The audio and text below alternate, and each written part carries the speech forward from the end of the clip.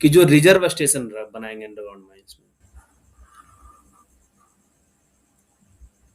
The condition for site selection for establishing a reserve station, ये regulation number 189 में दिया हुआ है कि जो रिजर्व स्टेशन रहेगा तो उसका जो साइट सिलेक्शन करेंगे, हाँ डिटोनेटर और एक्सप्लोसिव भी है ना, एक साथ नहीं ले जा सकते हैं।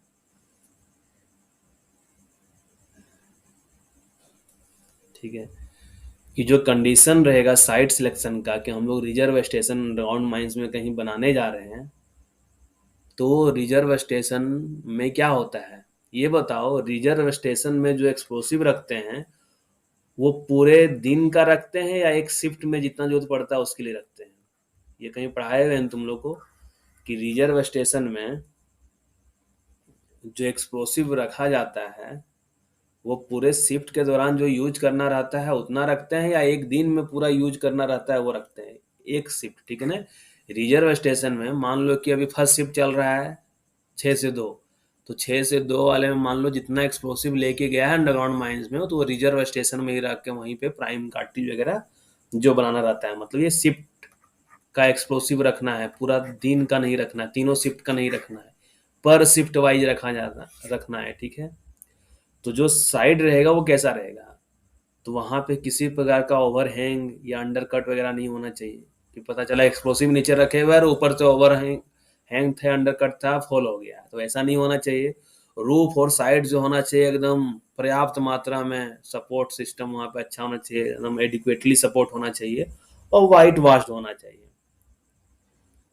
कोयला रहेगा वहां पे मतलब क्या पिलर ही रहता है ना, मान लो आसपास में पिलर है, गैलरी है, कहीं उसी जगह पे रिजर्व स्टेशन बना दिए हैं, तो क्या है पूरा वाइट वॉश्ड रहना चाहिए। तो वाइट वॉश्ड रहेगा, ना तो ओवरहैंग रहेगा ना तो अंडर कटिंग रहना चाहिए और प्रॉपरली सपोर्टेड होना चाहिए।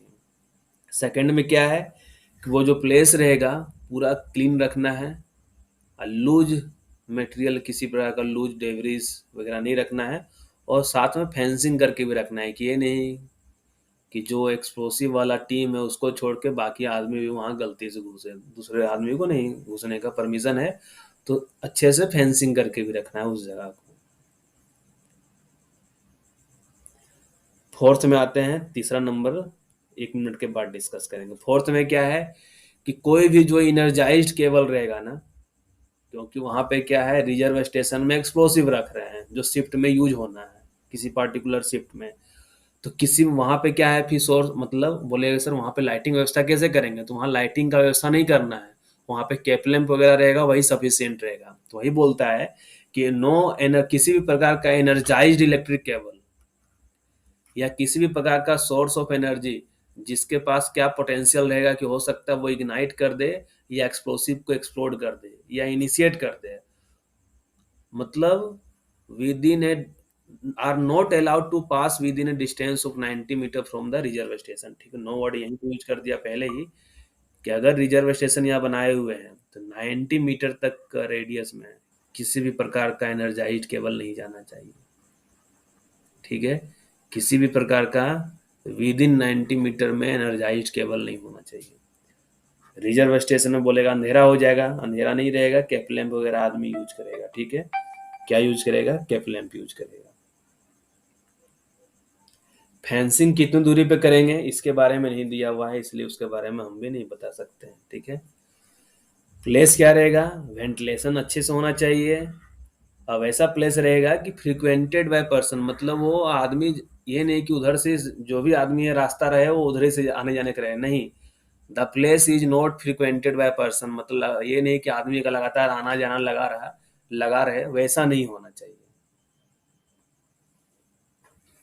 ठीक है, तो इस चीज को ध्यान रखना। अब आता है क्या कि जो रिजर्व स्टेशन है, जिस जगह पे रिजर्व स्टेशन बनाया गया है, मान लो ये रिजर्व स्टेशन है, तो रिजर्व स्टेशन और जो भी प्लेस्ड है विद इन 18 मीटर, 18 मीटर की दूरी तक का, ठीक है ना, रिजर्व स्टेशन क्या करना है, जो भी कोल्डस्ट प्रेजेंट है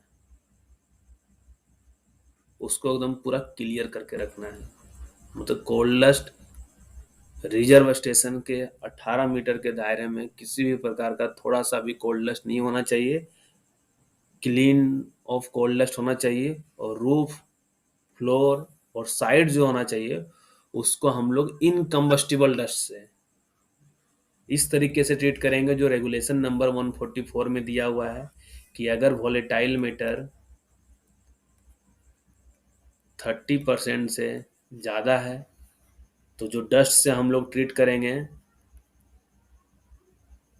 वोलेटाइल मैटर अगर क्या बोलो 30% अप टू 30%, ठीक है ना, 30% से कम है तो उसके समय 75% रहेगा इनकम्बस्टिबल डस्ट। जो भी डस्ट से ट्रीट करेंगे उसमें इनकम्बस्टिबल मैटर 75% रहेगा। और अगर वोलेटाइल मैटर 30% से ज़्यादा रहेगा तो उस केस में जो इनकम्बस्टिबल मैटर रहेगा डस्ट में वो 85% रहेगा। वो यहाँ दिया हुआ है देखो, विथ फाइन इनकम्बस्टिबल डस्ट इस तरीके से ट्रीट करना है कि always consist of mixture containing not less than 75% of incombustible matter in case of coal seam containing less than 30% volatile matter. अगर 30% से कम वोलेटाइल मैटर रहेगा तो उस केस में क्या है कि इनकम्बस्टिबल मैटर जो रहेगा डस्ट में वो 75% से कम नहीं होना चाहिए, नॉट लेस देन 75%। और अगर वोलेटाइल मैटर 30% से ज़्यादा रहेगा तो उस केस में इनकम्बस्टिबल डस्ट इनकम्बस्टिबल मैटर जो रहेगा डस्ट में वो 85% से कम नहीं होना चाहिए, क्योंकि अगर जैसे जैसे वोलेटाइल मैटर बढ़ेगा वहाँ क्या होने लगेगा, फिर उसके अंदर मतलब इग्निशन होने का चांस ज़्यादा रहेगा। ठीक है, तो इसलिए वोलेटाइल मैटर जैसे जैसे बढ़ेगा तो हम लोग इनकम्बस्टिबल डस्ट का भी मात्रा बढ़ाते हुए चलना होगा कि इतना कम से कम इनकम्बस्टिबल मैटर उस डस्ट में प्रेजेंट हो जिससे हम लोग माइंस को ट्रीट करेंगे। अब लड़का बोलेगा कि सर यहाँ तो लिखा हुआ है लेस देन 30% और यहाँ लिख दिया है मोर देन 30%। अब 30% पे क्या करेंगे? एग्जैक्ट 30% रहेगा तो क्या करेंगे? तो उसके बारे में वो क्वेश्चन जो पूछेगा ना तो क्वेश्चन को कंप्लेन होगा, दूसरा कोई ऑप्शन नहीं बचेगा। एक लड़का लोग बोलेगा सर हो सकता है कि एग्जैक्ट 30 में कुछ दिया ही नहीं डाटा। तो ये सब चीज क्या है कि ये लोग छोड़ के रखा हुआ है, ठीक है ना, ये देना चाहिए कि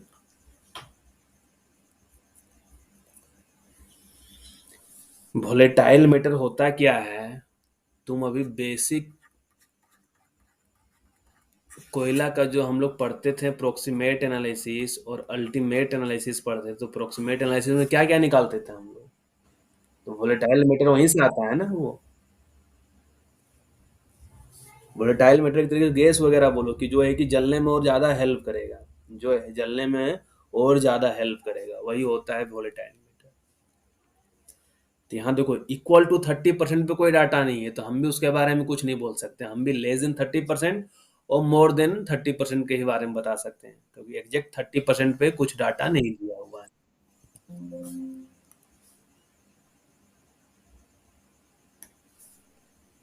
बोलो आर्यन।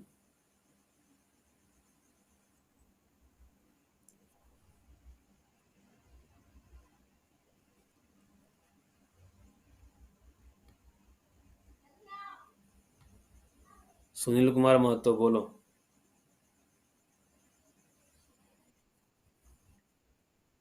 सुनील जल्दी से पूछो।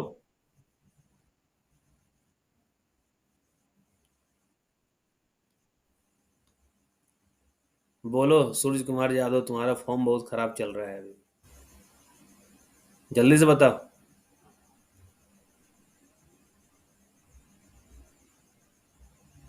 और लास्ट में कर लेना हैंड रेज, ठीक है। हम अभी थोड़ा देर के लिए म्यूट कर दे रहे हैं कि आप जो टारगेट रखें कम से कम उतना तो पढ़ा दे तुम लोगों को। ठीक है, तो यही था रिजर्व स्टेशन का जो टर्म कंडीशन था, यही कि हम लोग इनकम्बस्टिबल डस्ट से इस तरीके से ट्रीट करेंगे जो रेगुलेशन नंबर 144 में दिया हुआ है, तो हम लोग देख लिए।